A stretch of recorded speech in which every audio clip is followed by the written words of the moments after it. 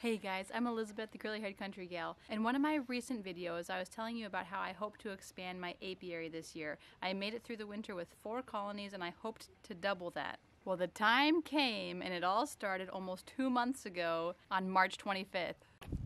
Okay, so we are at March 24th-ish, and yes, I know I'm not releasing this video till later, but we are out here and we're gonna investigate the vegetable hive here. It was always my most active hive. Even 40-degree weather, these guys were active. The past week or so, I have seen little to no activity, which has been a little concerning. They actually are active today, but what I need to ascertain is if they are active because they are doing okay, or if the colony died and it's just being robbed. Oh no, I just realized it was blurry on the screen. I'm so sorry. I have my faithful assistant once again. So we got the hive opened up, and to my great relief, we did not find a dead out colony. We found bees, lots and lots of happy, hardworking bees. Looking. Whoa! Do you see that big clump of bees down there? Yeah, they're just hanging there. Isn't that funny? So we're gonna keep an eye out for drones again, or drone cells, to see if these chill them, blow them away. Okay. And then this is what happened with my up and coming beekeeper. You see how these? I think I might see the queen. Oh really? Yeah. That is the queen, Providence. Good job. Thanks. So after that happened, this is what I concluded. So after finding that the vegetable hive is alive and seeing the queen on accident and seeing drone cells, the timing might not be perfect, but I'm gonna go ahead and try a split. So this is my first time ever trying a split. I'm gonna try to follow the directions from Layens' book. I mapped it all out. So first step, getting the smoker lit.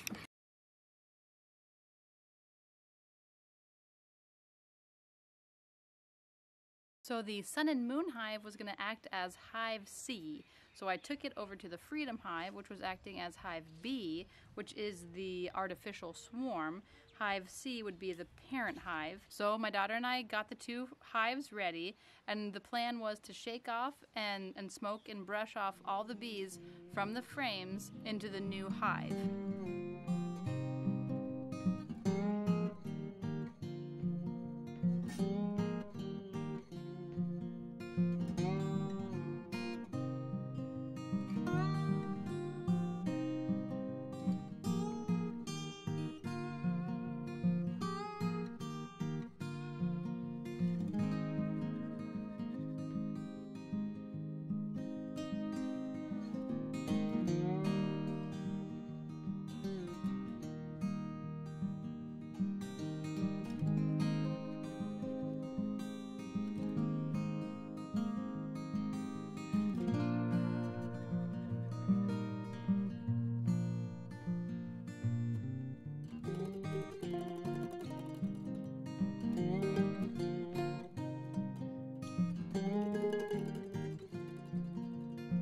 I remembered that the instructions said to be careful to close the lid every time to prevent robbing as this big disruption happened, so we tried to do that as quickly and carefully as we could.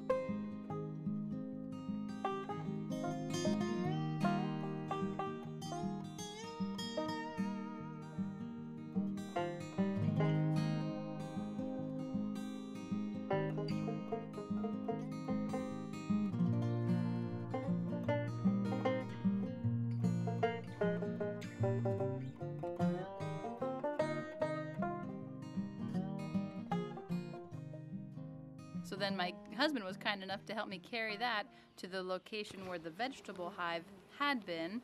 And in this scenario, the vegetable hive is hive A in the Layens book, which is called the relocated hive. So that one we simply picked up and moved out here behind our magnolia tree, and the sun and moon hive went in its place. So the foragers that had been in the vegetable hive were going to go back to the sun and moon hive.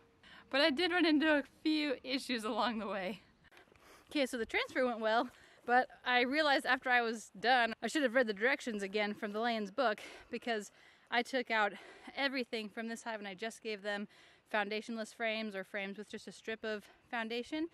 And I reread it just now inside, and it says that you're supposed to give them every other with a little bit of foundation and with some comb, and leave them some brood. So I'm gonna go back to the other hive, get a frame with brood of all ages, put it in here, and give them some frames with comb. So I think technically the Freedom Hive, which is the artificial swarm, would have been okay if I hadn't done that. But taking all of their resources would maybe just set them back a little bit, because they had the queen, they had a whole bunch of the workers, and they had those that were going to be returning to that location. And so here is the newly relocated hive, hive A, the vegetable hive. And I went ahead and took a peek in there to make sure things were looking good, and it was doing just fine.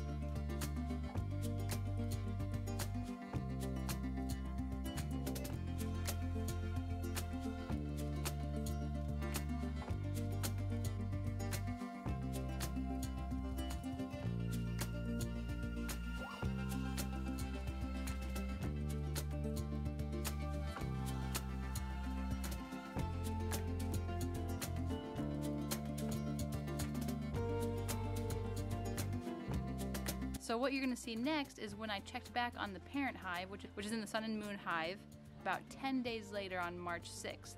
So I tried attempting my first splits ever 2 weeks ago. Today is April something. It's the beginning of April. So I'm going to check the sun and moon hive to see if there are some queen cells.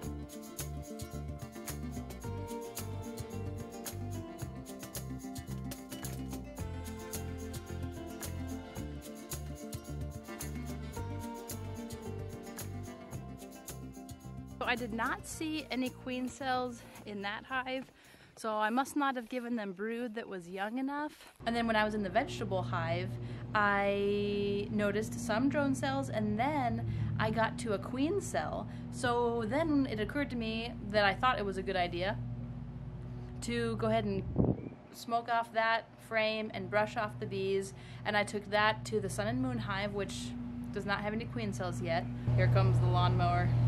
It's spring! It's warm enough to cut the lawn! That's exciting! And then I checked on the Freedom Hive. And when I checked in there, there was a lot of drone cells, like on 4 of the frames, front and back. At least half of it was drone cells.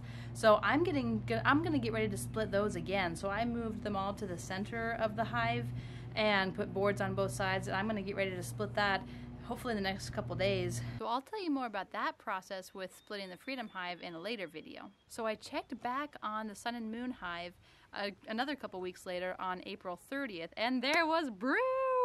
So that must have meant that they had made a queen cell, she had emerged, she had gone on her mating flight and coming back and started laying. Now we're at May 14th, it's actually Mother's Day. After doing that inspection a couple weeks ago, I was doubting myself and I was thinking, did I really see brood? Did it really work? And so just today I went back in and checked, and there were 3 frames of brood, and I saw the queen. So yes, my first Layens 2 to 3 split was a success! Yay! So subscribe and hit that notification bell if you're interested in getting notifications for my future videos, where I'm going to be telling you about the in-hive splits that I attempted and give you an update on where the hives are at now.